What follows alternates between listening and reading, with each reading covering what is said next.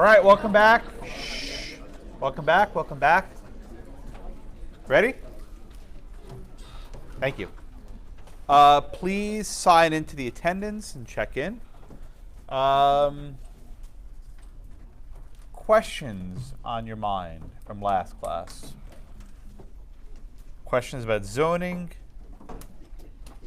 Questions about police power? Anything on your minds? Okay. We're now at class number 17. We are quickly approaching the end of the semester. A couple of you have come to talk about your exams. Most of you haven't. If you want to, please do so sooner rather than later. What? Is it urgent? Okay.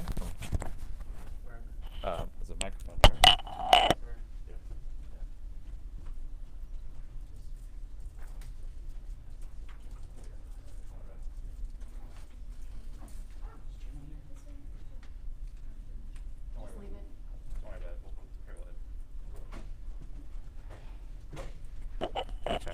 All right. Okay, so class 17, we're about halfway through, more than halfway through. If you haven't yet come talk to me, you should. I'll be here most of the day tomorrow. Tomorrow is Dean Barry's investiture. If you haven't made plans, you should come. It's kind of special. We've only had, I think, 10 or 11 presidents in the school's history, which is almost 90 years in length. I got here in 2012, and there was already a dean, so this is my first one. I've been here now almost 8 years. I have not had it. It's basically like graduation for the dean, where basically you have the oh snap, that's not good. What was that? Wow, that's new. Chrome just died on me. Okay. You basically have the entire faculty there. You have the board of directors there. You have alumni there. You don't see this many people in one place until you get to graduation. At that point, you're already done. So if you're free tomorrow afternoon, I think it starts around 2, definitely come by. If you didn't register, that's fine. Just show up. I don't think they actually care. It's in the Joe Green Auditorium, which is like that massive auditorium we never actually use. I don't know why we have it still. It's just this huge room that it's always empty. But you should come. If you want to come talk to me, please do. I'll be here most of the day tomorrow. I'll also be here next week if you need. I'll be here Tuesday till about it's about 5:30 or so. So if you want to come by Tuesday, the 29th, I'll be here. Also, I can make time on Thursday as well. And the week after that, I can be available probably on Friday the 8th, which is the last day. So if you want to come talk to me, please do it. I encourage you to do so. Okay. All right, questions, things on your mind. All right, let's start with a poll question today. And here's your question. It's another true and false. Under the police power, a city can regulate the appearance of property. Under the police power, a city can regulate the appearance, what you might call the aesthetics of a property. True or false?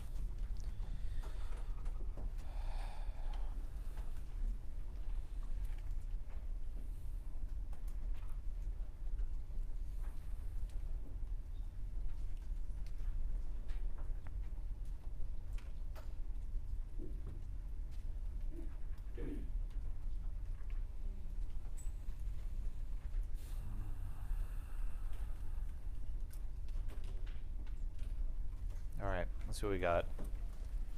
All right. Who are we up to now? Melissa, thank you. Appreciate your honesty. Oh, is it you? Yeah, she went. Okay. No, who is it? Which one is it? No, like you called on me, but it wasn't like a question. I mean, you were like, oh, I said you next never actually came to you, huh?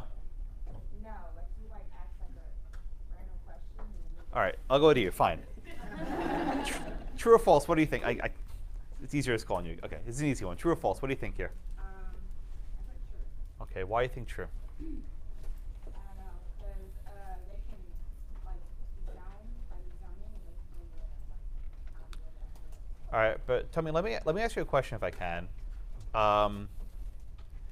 What is the police power? Just start with basics. How do we define the police power? like how much power the city has towards like plan and Right, that's right. What are the general goals that the police power can be used to regulate? Like, what sorts of things can the state use to regulate with the police powers? There are three or four primary categories of things that we've mentioned in class before.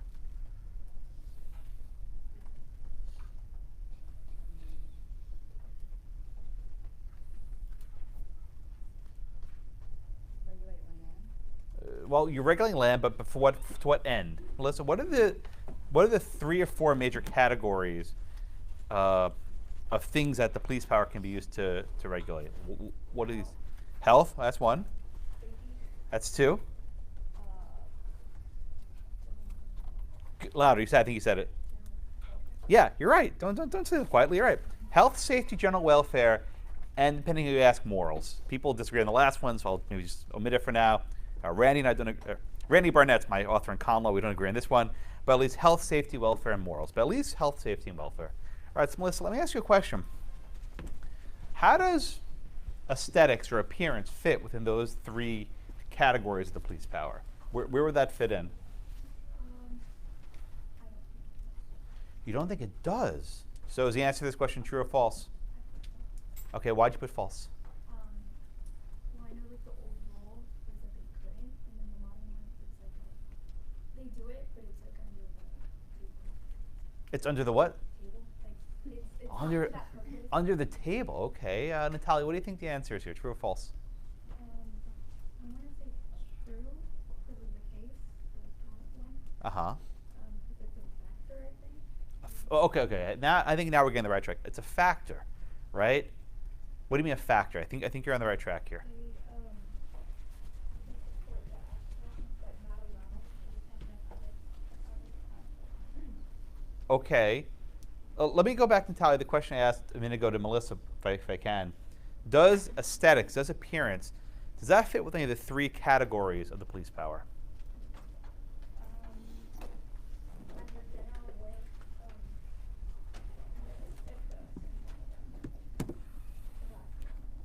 Well, general welfare, right? How does aesthetics, how does appearance fit within the general welfare?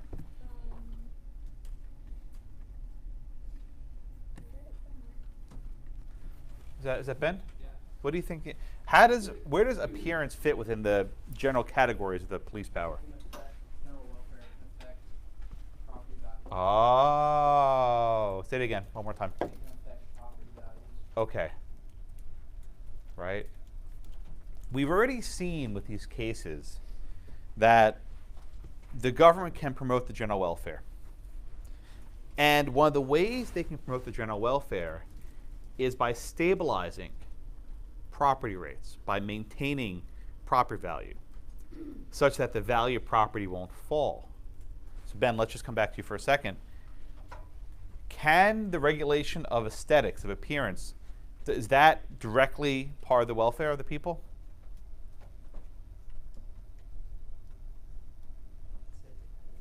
Trevor?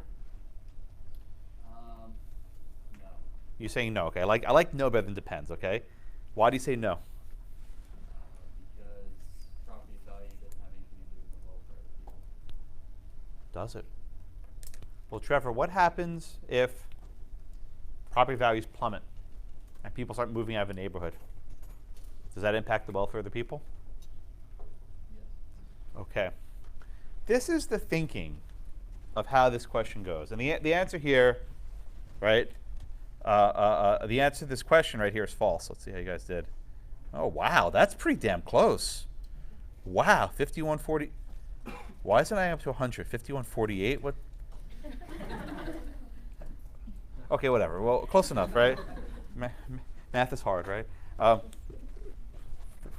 51, I mean, so basically split you guys right in half, which I guess with cross-elimination, you get 50-50. I guess that's how it goes. But the answer here is false, and I want to explain to you guys why. The police power was understood to help the state regulate health, safety, health, safety, welfare, and perhaps the morals of the people. Regulating appearances doesn't really concern health and safety. So what are examples of health and safety regulations? Well, maybe you need to have doors in every room so you can escape, right? Maybe you need to have the installation of fire detection equipment, like a smoke detector. Maybe if you're in an apartment building, you have to have some sort of escape system so you can quickly go down emergency flights of steps that won't burn, right? There are things that the state can make you do to your land to promote health and safety. But the third category, the welfare category, that's the catch-all, right? That catches all of the other things that the government wants to do. And the courts have held fairly consistently that one of the tools the government has in the welfare category is promoting property values, right? It's promoting property values. And the thinking goes like this. If you have a neighborhood and houses cost a certain amount of money, and then for whatever reason, people start building cheaper houses there, it might attract people who aren't as wealthy. And those people who aren't as wealthy might use more services than they provide taxes for. Cynical, for sure. And if a lot of poor people move there, maybe the rich people will move out. The courts have held consistently that this sort of thinking is valid, that one of the purposes of government is to maintain property values. I want to just dwell on that for a moment. When you say stabilize property values, that means prevent more affordable housing from being built, right? It means prevent cheaper housing from coming in, right? It means keep prices high. And when you keep prices high, that keeps out people who may not be otherwise able to afford it. This entire notion is exclusionary zoning, and there's not much other way to put it, right? It's using the power of the state to ensure that cheaper housing cannot be constructed, or that the existing housing maintains its high prices. That way more taxes are paid and the neighborhood does better. Is this even effective? Who knows, right? Who can predict what regulation will make prices go up or down? It's very hard to predict. There are economic factors. Maybe a factory goes out of business nearby, or maybe the state goes into a depression, right? There are so many factors that contribute to property values. Does anyone actually think having an ugly house in your block will decrease property values? Probably not. Maybe yes, maybe no. But at least the government has the authority to try to take actions to keep property values high. And one of the ways that they are able to keep property values high is through regulation of aesthetics, right? Aesthetics, it's a word that I'm sure you've seen before. I can never spell it right. Aesthetics, right? Aesthetics refers to appearance, right? How things look. And generally in these cases, the government tries to create codes to regulate design. Now you see this a lot in commercial properties, where you'll go to like a certain shopping district and every store looks the same, right? You've seen this, right? The outside of every store has the same colors, has the same shapes, right? Has the same awning, has the same exterior. All the buildings look the same. Even like a McDonald's or a Starbucks or something that's very generic, right, will fit into the local design scheme of a community. Okay, that's commercial. The cases, or at least the first case we have today, is not commercial; it's residential. Right? With commercial, you can get very specific guidance. Use this material, use this height, use this number of windows. Right? You get very specific guidance. And if the guidance is clear, people really don't have an objection. But what happens when the guidance is not clear? This is an element of common law, again, which is premised on the Due Process Clause of the 14th Amendment. There's a doctrine known as void for vagueness. The void for vagueness doctrine. Have you heard of this in common law, maybe, or crim? Okay. What does void for vagueness mean? If a law is not sufficiently clear, it can't be a law, right? It cannot be effective. The government can't expect us to guess what the law is. You've all heard the expression, ignorance of the law is no defense, right? The flip side of that is the law has to be clear, right? If the law isn't clear, then I'm not ignorant. You did a bad job writing it. There was a famous story of a Roman emperor who would write the laws and then put the laws on top of these very tall columns so that no one could see them. So the law was clear, right? It was up there, but just no one could see what the laws were, right? This is one of the classic, examples of what not to do. Law has to give people guidance of what's expected of them, right? You can't just pass a crime saying don't be a jerk, right? What does it mean to be a jerk? I don't know. You have to give very specific elements, which is why when you take crim, right? When you take tort, what's a battery? It's unwanted touching, right? There's specific thing. What's your mens rea? What's your state of mind? 1 second. You have to know exactly what's expected of you. Before we get too far away from it, I wanted to go back to the initial question. You said that that you can promote property values through regulating aesthetics. Wouldn't that make the answers to the question true? No. No. This doesn't mention property values. Right? In other words, it's a secondary effect. As a goal of maintaining property values, they can tell you what things look like. But that's a secondary, derivative element. You can't directly just regulate appearance based on the police power. Make sense? Okay, very good. Is that a hand? Yeah, I was kind of confused with this Prop 2 because I thought that under police power, the government could give city the power to create ordinances that would affect, so the ordinance would allow the city to regulate the appearance. But what's the primary thing they're regulating? It's not the appearance of property, it's the value. It's a subtle question, and we'll hit that harder with the case today. But the court has never held that you can enact a regulation for the sole purpose of going after appearance. Where you're actually regulating is the property values. But could that be like a part of it? So it's not like a purely... You're rewriting the question. Okay. Yeah, right. It's a true or false question, right? And you're adding elements to the question that aren't there, but this is why I don't give multiple choice questions in an exam. They're awful. I know they're on the bar. I know you have to do them. I know you have to suffer with them. But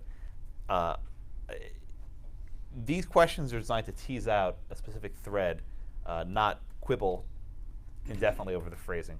I tweak them year to year. I can never make them perfect. If I make the question too precise, the answer becomes obvious. Like if the question was, can the government use the police power to regulate property values as through regulating appearance, right? That would be an obvious question, and that would not be very fun for class. Okay. All right, so where was I? Okay. Well, Yeah. before we move on, I just had a question about the same thing in the notes on it says like not until the 1950s did the court begin to accept legitimacy of zoning based like exclusively on for aesthetic purposes. Is that like, and then like down at the bottom it says they're going to state that either or indicated strongly that aesthetics can stand alone. Is that not? Is that like a? I'm not trying to. I think the question's lived its usefulness, right? I'm trying to get at a point that as the zoning law is developed, right, the police power does not include aesthetics by itself. I think I'll leave it there. Okay, thanks. All right, other questions? Again, trying to reduce property law to a true and false question is almost impossible because there are so many jurisdictions with different approaches that you will find a million different answers, which is why I don't like testing multiple choice. Yeah? I don't really understand how regulating prices would be for the welfare of people, because wouldn't welfare people be obligated to afford homes? Oh, well, that's a good point, Trevor. Who is the people then?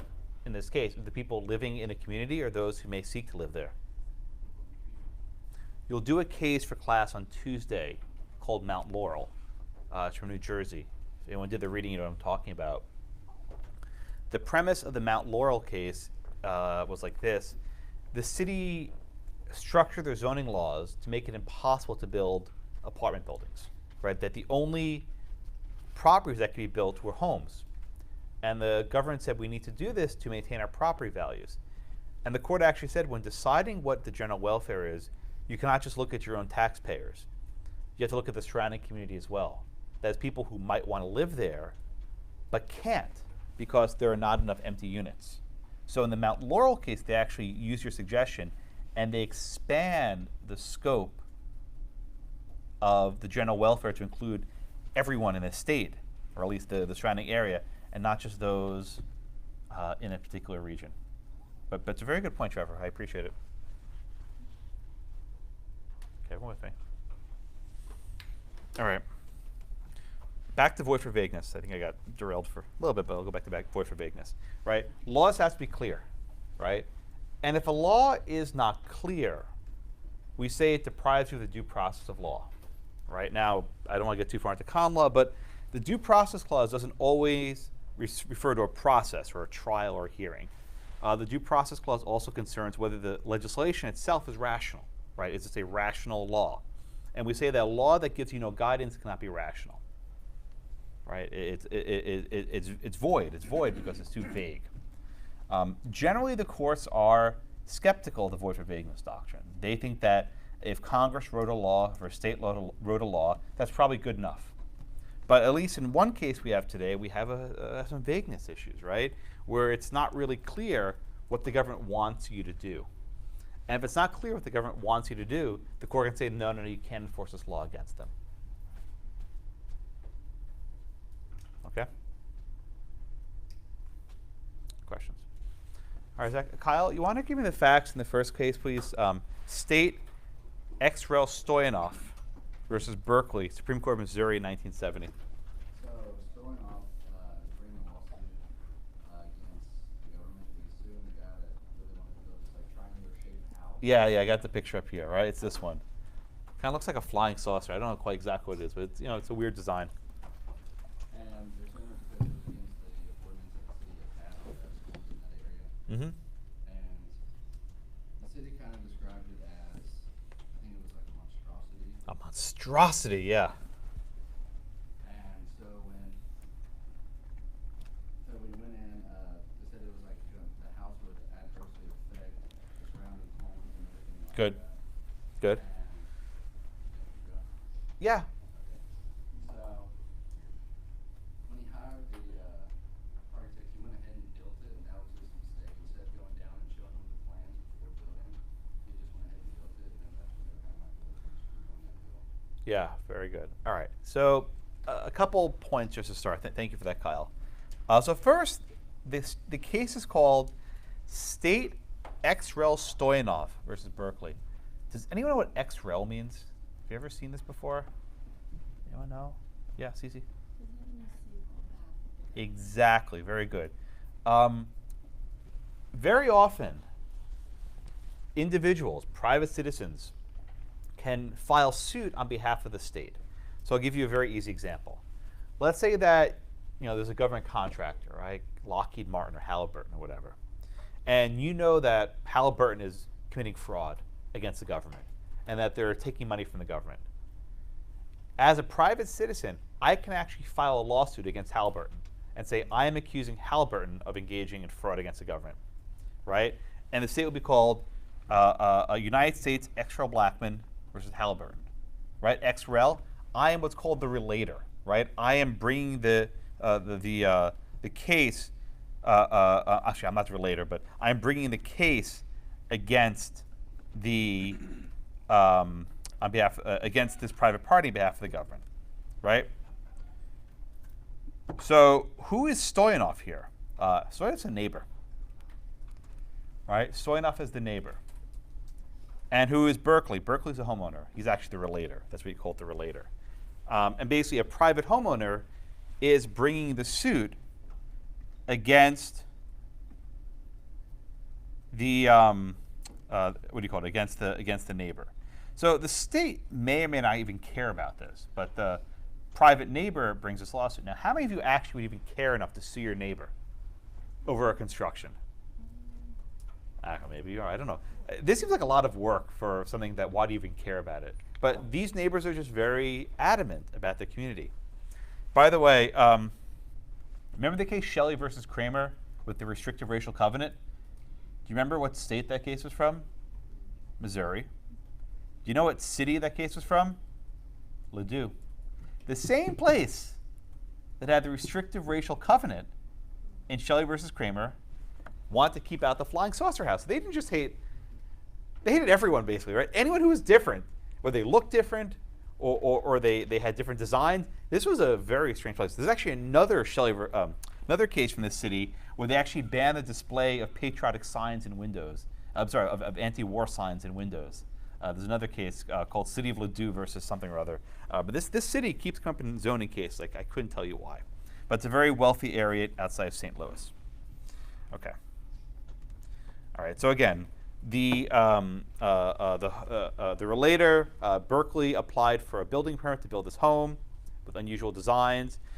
It complied with all other zoning laws, right? So it wasn't like too big. It wasn't too small. It had the right number of rooms, right number of square feet. The only reason why this was an objectionable design was because it was unusual. It was a, my goodness, monstrosity of grotesque design that would impair property values. It had a ultra-modern design that clashed with colonial houses, and it was not in conformity with the surrounding area. And there was a fear that the house would have an adverse effect on property values. That is, if you live over here or you live over there, people may not want to buy your house because the neighboring house is ugly. Now, is this actually true? I have no idea. I have no clue. Maybe it is, maybe it's not. I don't know. I mean, when you're buying a house, do you really care what the thing across the street looks like? I don't know. Even though I'm a homeowner now, I still don't care about this stuff. It just doesn't faze me what people do across the street. I don't care. I don't look at them. And I look at my monitors. I don't really look at what people are doing elsewhere. But anyway, they make this argument. All right. Now, the city had an ordinance that was designed to preserve property values. Okay? And the city considered a couple factors, right, to say what perhaps is grotesque. Tyler, what are some of the factors that the local law considered about what might be, inappropriate designs? They considered basically whether it conformed with the surrounding houses, which were all colonial, Tudor English, all like older style houses, and none of them were really modern. Right. They looked at whether it conformed with the architectural style that housing district. Okay, yeah. In other words, it had to look like your neighbor's house, right? You couldn't stick out like a sore thumb. So the upshot of these rules is your house, whatever you built, had to look like whatever your neighbors had. That's it in a nutshell, right? The same. I don't know what colonial style means. Tudor French. You can maybe tell me. I don't know architecture. Justice Breyer is actually an architecture expert. He sits on the Pritzker jury to decide the best architecture in the world. Fun fact, but I don't care about this stuff. But you have to look like your neighbors. That's more or less what this means. This house, this triangle, pyramid, whatever, does not look like the neighbors. As a result, the architectural board denies the building permit, so they don't even get to do the thing. All right, Jennifer, what happens next? What does the court do? The court here upholds it because Oh, let's start with the trial court at least. the trial court says the ordinance violates the Missouri Constitution. Okay, tell me why. It was too vague. That's right. That's right. Why is it too vague? It doesn't give you like exact specifications on how to follow it. Okay, very good. All right, so Berkeley argued that the ordinance was vague and it provided no guidance to the architectural board. The trial court agreed, and they said the law was unreasonable, an arbitrary exercise of power, right? That there was no guidance of what you're supposed to do. In other words, The law can say, make your house look like your neighbor's house, right? That means like, do you make an exact copy? Can you deviate a little bit, right? Where is the actual guidance? So the district court actually granted summary judgment for the homeowner. And the district court, or the trial court at least, issued what's called a writ of mandamus, an order to give them the building permit so they can construct the triangle house. Okay? Zeke, I think back down to you, sir. What happens on appeal at the Missouri Supreme Court? They reversed it. They reverse. And what do they say? That it does have factors. Okay, so walk me through that, please. So they said that the realtor's argument ignores provisos in the ordinance. And they say that in the ordinance says that unsightly, grotesque, and unsuitable structures. So what, say those words again? You said them just a minute ago. Unsightly, grotesque, and unsuitable structures. Unsightly, grotesque, and unsuitable. And the state Supreme Court thinks those terms are clear to give guidance. Yes. Okay, why? Because it affects the property values. Ah. In other words, grotesque by itself is irrelevant. This is my poll question, by the way, right? The fact that it's grotesque by itself is irrelevant. What is known is that grotesque structures can affect property values, right?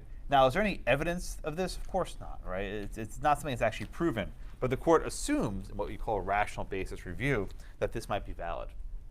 And because having these grotesque structures may affect property values, the vagueness of these words doesn't really matter, right?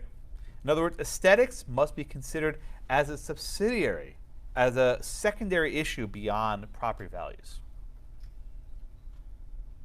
right? We know the government can preserve property values. Aesthetics is just one way of doing this. But they also seem to suggest that aesthetics is important by itself. They say the beauty of a fashionable residence neighborhood in a city is for the comfort and happiness of the residents, and it sustains in a general way the value of property in the neighborhood. So they see this close fit between the happiness of the people and property values, right? Between the aesthetics, what things look like, and property values.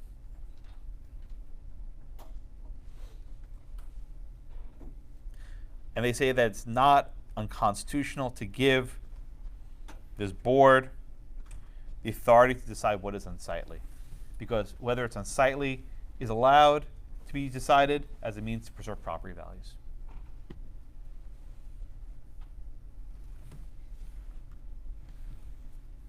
Okay, questions so far? Oh, yes, sir. Yes, ma'am. Sorry, go ahead.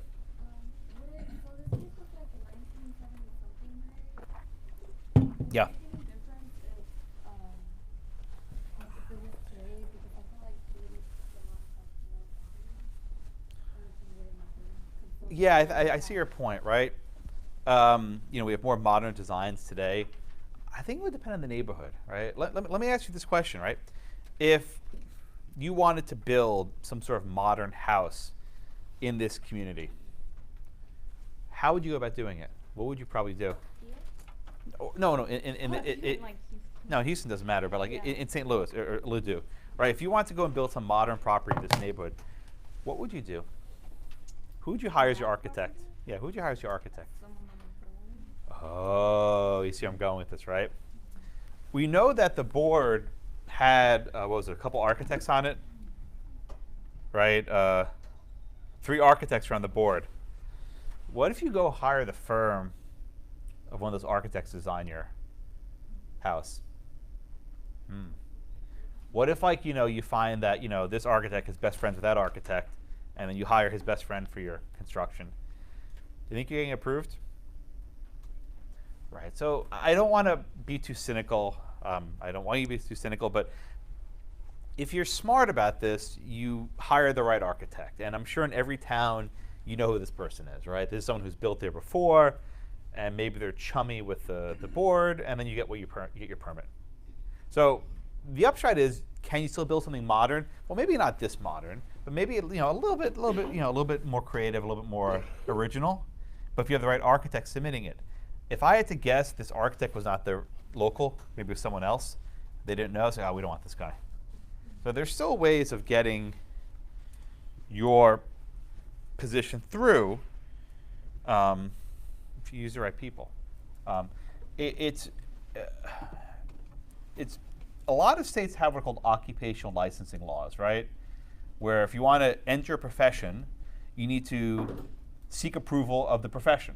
You're in it right now, right? To become lawyers, you need to pass a bar exam. Who writes a bar exam? Lawyers. Right? So basically, lawyers keep out lawyers from the profession. That's what, you never thought of it that way, did you? Right?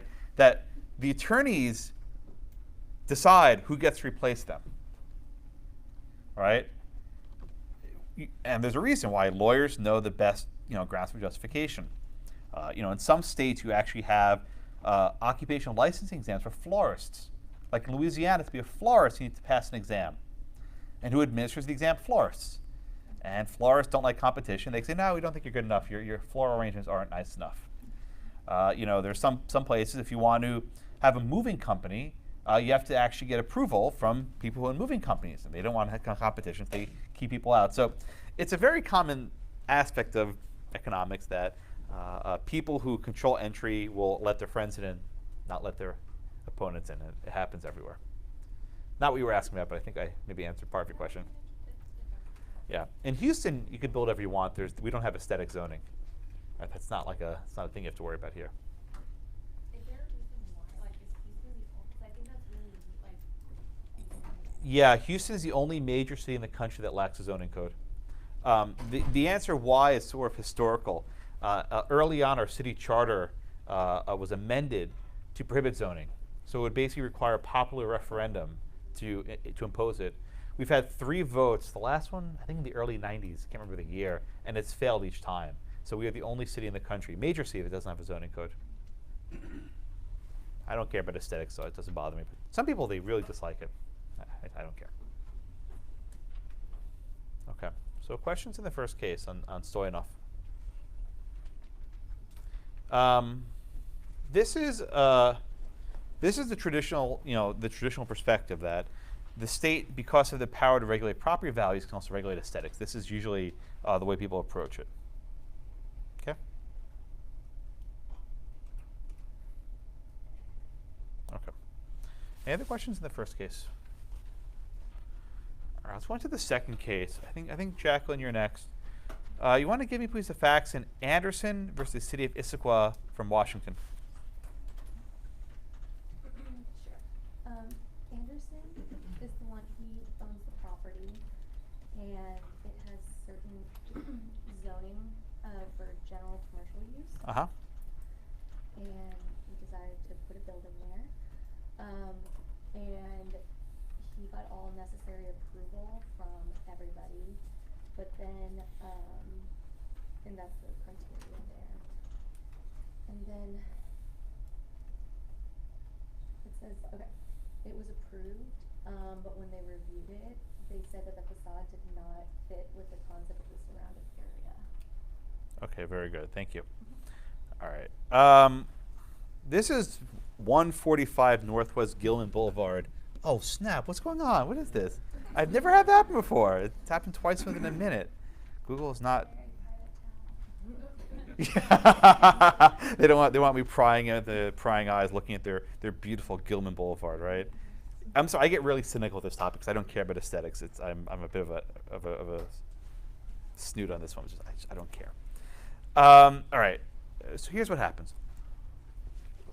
Mr. Anderson applies for a permit to develop 145 Northwest Gilman Boulevard in Issaquah. He applied for the permit in '88. This was property zoned for commercial. He went to build a commercial building, right? Again, it was commercial. This wasn't like he was building a commercial in a residential area. It was zoned commercial.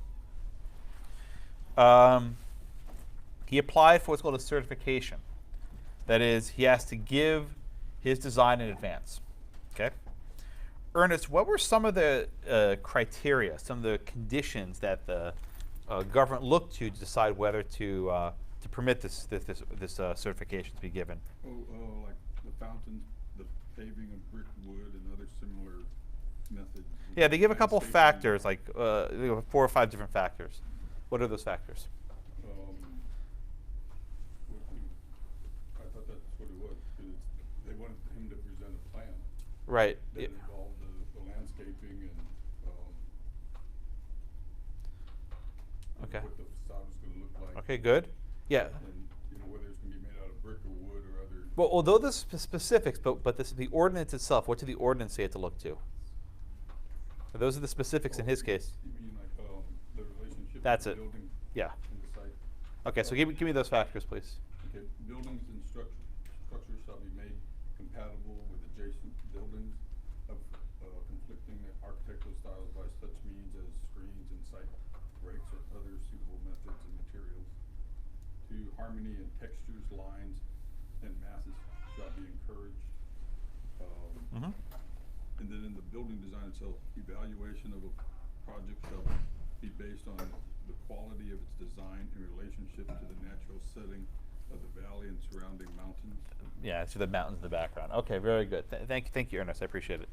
So you have this ordinance, right, with these very broad understandings, right?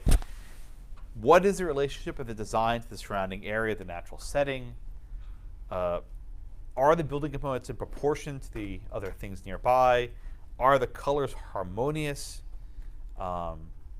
Is there enough exterior lighting? Is monotony of design avoided? So you see the difficulty, right? You have to fit in with the surrounding area, but you can't be monotonous. Again, you have to fit in, but you can't be too similar. Yeah, shrug emoticon, right? So I'll snap it. You know, what do you do with that? All right. In the area nearby, there's lots of random things. There's a Victorian house. There's a gas station, which now looks to be abandoned. I guess this neighborhood wasn't doing so hot. There's, I guess, another gas station there. So there are 2 gas stations, and then there's a store there. Lots of trees, and then drive-through espresso. Wow. Okay. See, Washington. That's such a strange thing. I've never known. That must be new. Okay. And then we have 145, which is now a Benjamin Moore paint store, right? So I mean, look, this is not, this is not like a Saks Fifth Avenue or high-end retail. They're selling paint, right? They're selling hardware stuff, right? Okay. So Bobby, can you just walk us through some detail the process, or maybe the struggle that Mr. Anderson had of trying to go through this approval process? Right. So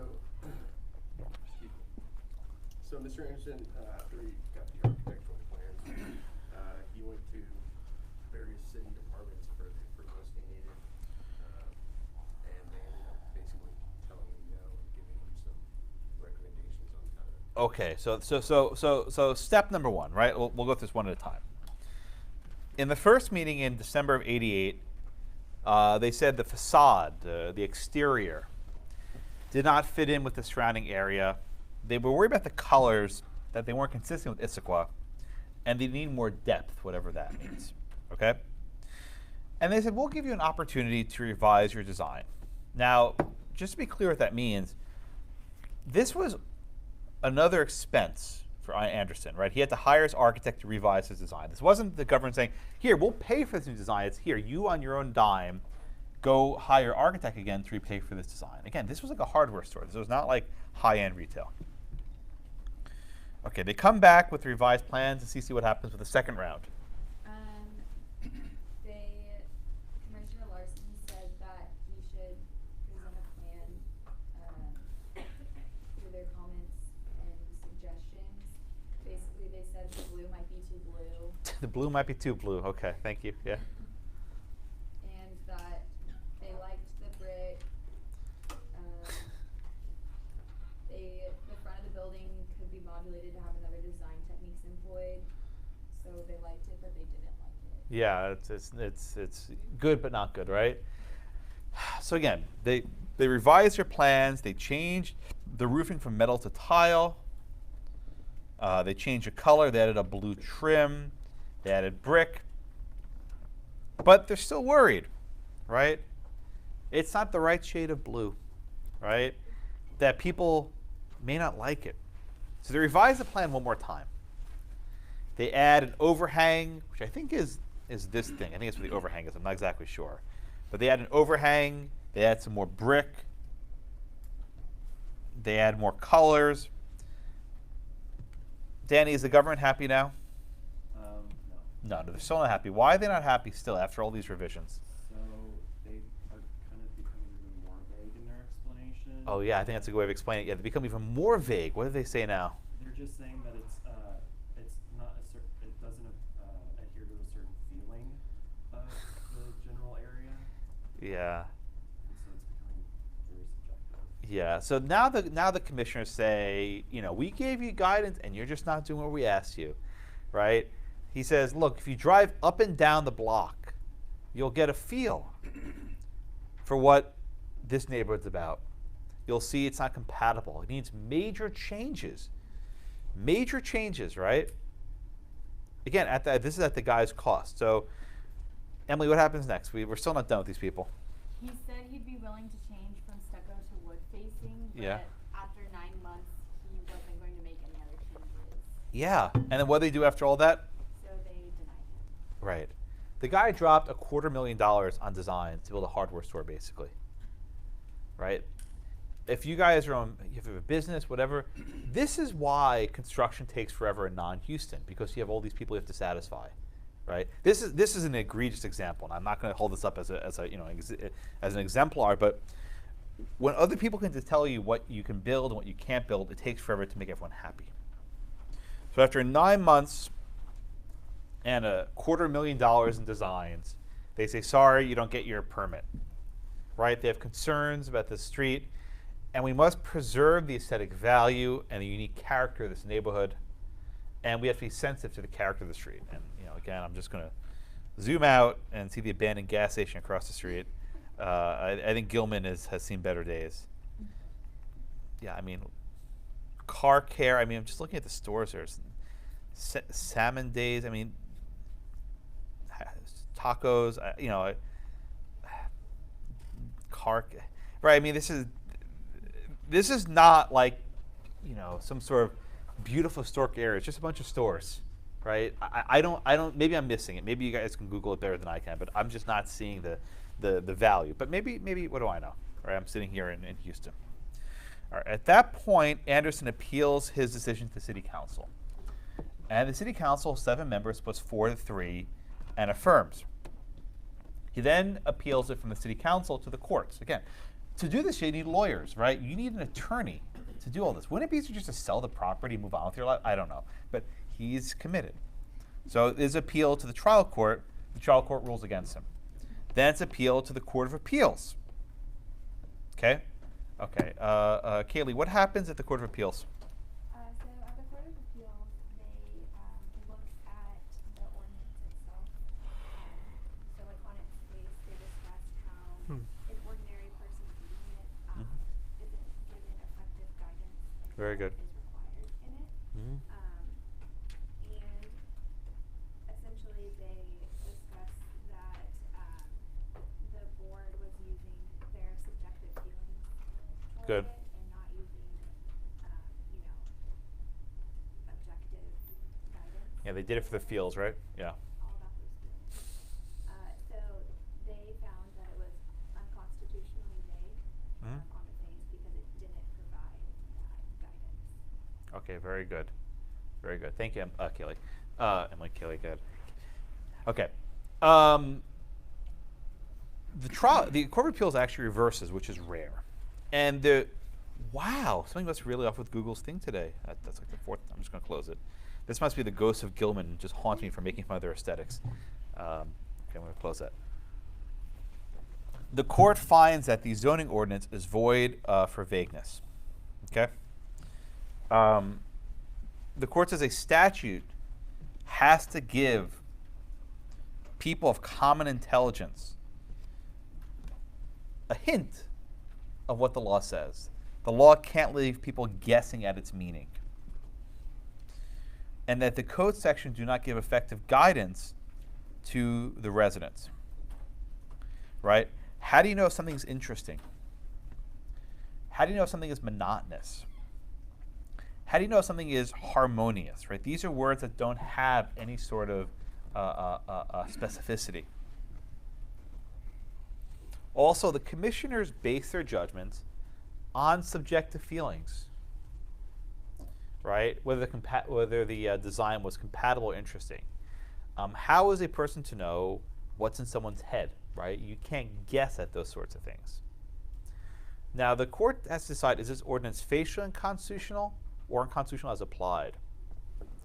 And the court finds it's facially unconstitutional. That means it's always unconstitutional, not just in this case, but in all cases, because people shouldn't have to guess at the meaning. They shouldn't have to drive up and down the street looking for good and bad examples of architecture. Okay? There's no guidelines to be used. Does it matter that there are some procedural safeguards, that you can appeal the decision to the courts? That's not enough. If there's no meaningful standard, then judicial process is irrelevant, right? Courts have to have some standard to apply, and this is not it. Next, the court asks, can the city deny the permit based solely on aesthetics reasons? This is our poll question, by the way. People fighting it, but it's right there, right? Can they deny it based solely on aesthetics? Say no, right? Only if aesthetics is associated with another adverse effect, in this case, property values. Okay. All right.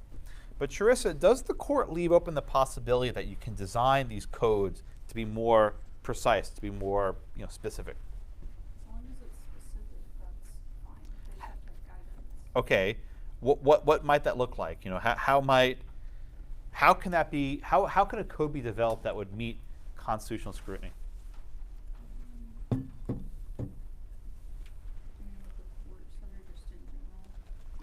Yeah. What might be a suitable way of drafting a code that works? So they could give tangible examples. Yeah. Like what? Like the type of window. Yes. Give specific. Use this material, not that material, right? These colors okay, those colors are not okay, right? Use stucco instead of wood, right? You need to have window of a certain size. You need to have these sorts of treatments around the windows, these sorts of accents, right? If you give a specific code, it may be onerous to comply, but at least you know what to do. If you give a specific code, creativity is stifled, but you have more options to actually develop it in real life. And the court noted that there were a lot of amicus briefs. Amicus means friends of the court. There were lots of briefs filed by various architecture groups saying, look, this code is nuts, but you can do it better.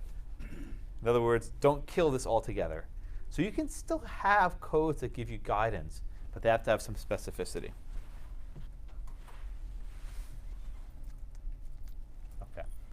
So here that the ordinance in Washington was unconstitutional, and he got to build his hardware store. I don't know which design he ultimately used, but I think it's still there today. It kind of looks all right to me. I don't know. I'd open it, but Google will crash it on me.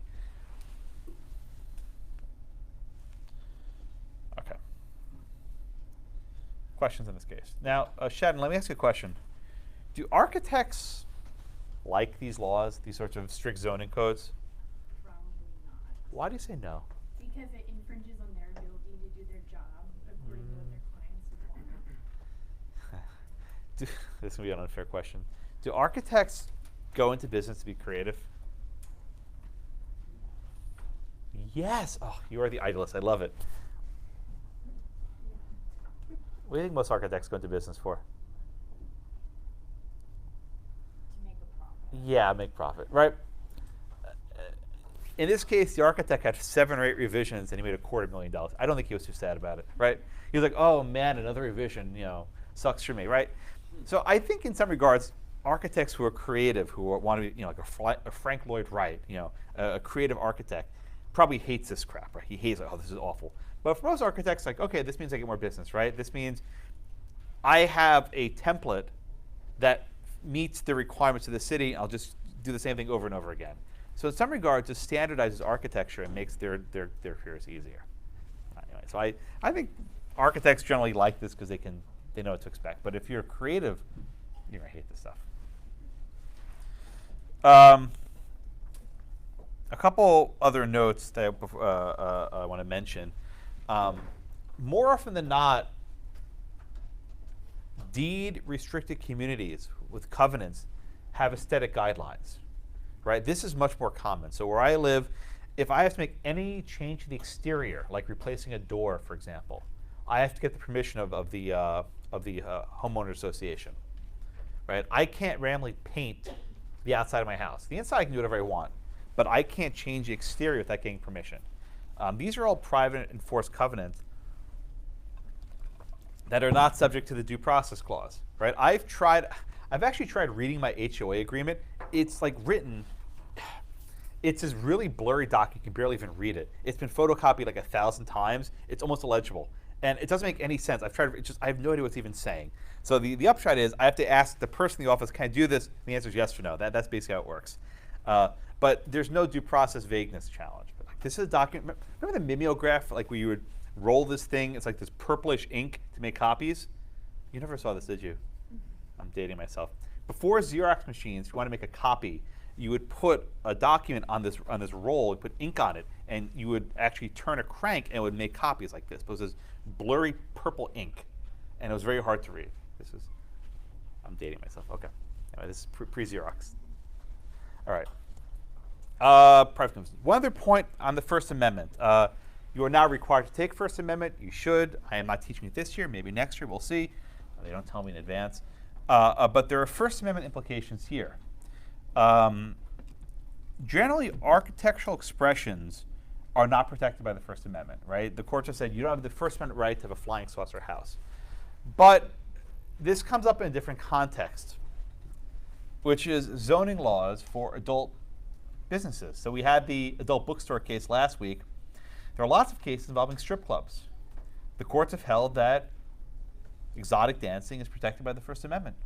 And so attempts to zone strip clubs out of business actually implicates the First Amendment. So you have restrictions on where you can zone strip clubs. Not what you're looking for, but it does come up every now and then. All right, questions on that? All right, let me summarize a bit, and then I'll bridge you guys for next class. When you're talking about zoning and aesthetics, just keep in mind that the primary goal is maintaining property values. I'm sure there are some courts that discuss aesthetics by itself, but at least for the Issaquah case and the cases we're studying, you are looking to how to preserve property values. In our class for Tuesday on the 29th, we'll be talking about zoning in a slightly different context. The first, household composition. That is, can the government restrict who lives in a house? Can they say only related people versus unrelated people? This was basically a ban on hippies living in communes, right? A ban on a bunch of hippies living together. I'm only slightly joking, but that was the basis of the case. The second case is the Mount Laurel case, concerns what happens when the government doesn't provide any space for low-income housing. Does that itself violate the law? Anything else? All right, I'm done. I'll be in my office if you want to come up and chat. Thank you so much.